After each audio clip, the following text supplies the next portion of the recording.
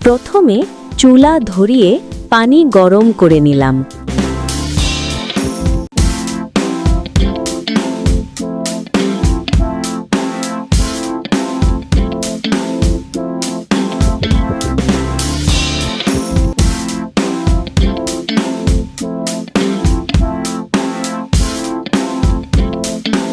পরিমাপ মতো চালের আটা নিয়ে নিলাম।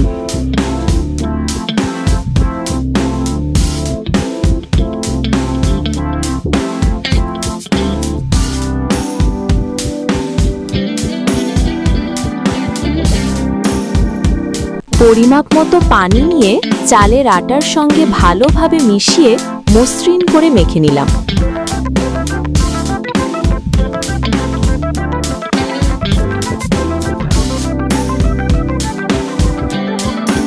পরিমাপ মতো পানি দিয়ে চালের আটা মেখে নরম করে নিলাম।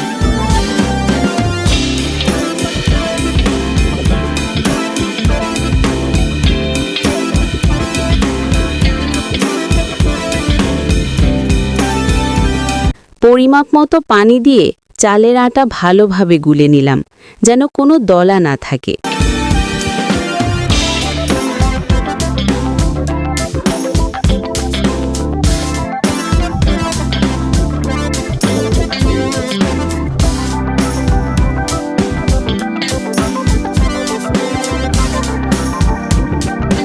পরিমাপ মতো পানি নিয়ে চালের আটার সঙ্গে ভালোভাবে মিশিয়ে মসৃণ করে মেখে নিলাম।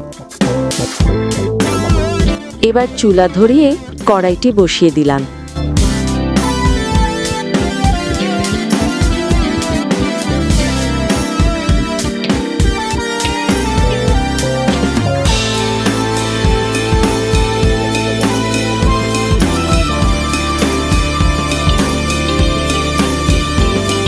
লোহার কড়াইয়ে চিতই পিঠা কি সুন্দর হয়ে উঠছে। আমি আরেকটি করে আপনাদের দেখাচ্ছি।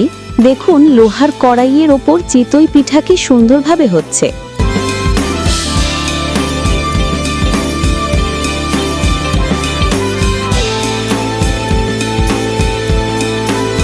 দেখুন বন্ধুরা, লোহার কড়াইয়ের ওপর চিতই পিঠা কি সুন্দর হয়েছে।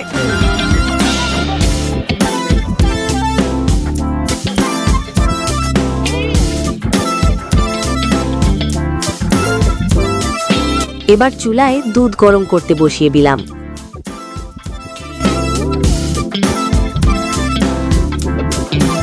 এবার দুটি ছোট এলাচ দুধের মধ্যে দিয়ে দিলাম।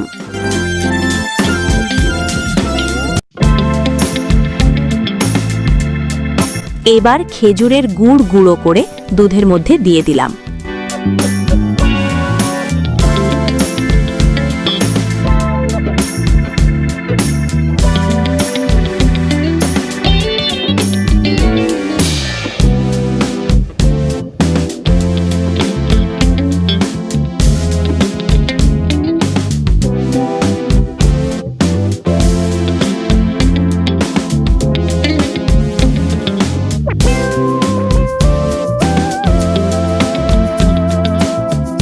এবার একে একে চিতই পিঠাগুলো সাবধানে দুধের মধ্যে দিয়ে দিলাম, যেন সব পিঠাই দুধে ভিজে সুন্দরভাবে নরম হয়ে ওঠে।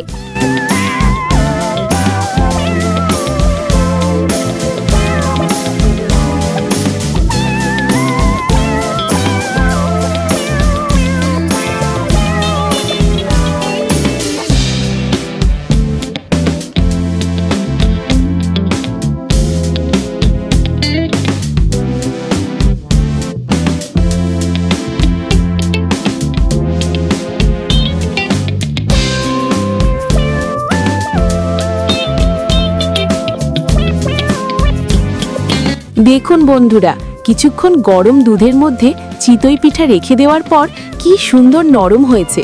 গরম গরম খেতেও সুস্বাদু, আর পরে ঠান্ডা করেও খেতে দারুণ লাগে। আমার ভিডিওটা ভালো লাগলে লাইক ও সাবস্ক্রাইব করে দেবেন। আর রেসিপিটা কেমন